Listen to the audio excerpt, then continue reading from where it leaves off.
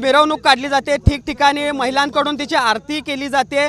मात्र ग्रामस्थ मात्र संतप्त आहेत। न्यायालयाच्या निकालावर न्यायालयाचा निकाल अपेक्षित नव्हता, अशा पद्धतीनं निकाल येईल, कारण धार्मिक भावना यामध्ये होत्या, त्यामुळे न्यायालय लोकांच्या भावनेचा विचार करेल असं वाटत होतं। मात्र आपल्यासोबत चाचा काय सांगाल, आज इतकी वर्ष नंतर महादेवी हत्तीन गावातून जाणार आहे, काय सांगा?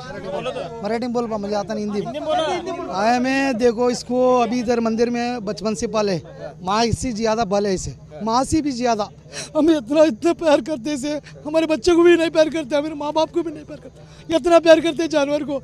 ऐसा पालने के हम देने के लिए हमारी दिक्कत हो रहा है, ये सर वाले को बहुत परेशानी हो रही है। कसं सांभाळलं होतं? अगदी मुलाप्रमाणे क्या बोल मुलाप्रमाणे, मुलापेक्षा जास्त तिने देखभाल करत होती, की घरातली मुलाला तिने बघत नव्हती की एवढं तिच्या संग होती। तिने घरात तिने घरला काय गेलीत का नाहीत काय माहिती नाही, खरं तिने या हत्तीसोबत दिवस लई काढल्यात, त्याच्यामुळं तिने लई म्हणजे आता तिना दुःख वाटले। तिना म्हणजे आता घरातल्या मुलं गेला तर वाटत नसेल की तेवढं या हत्तीच जाताना वाटलंय तिना।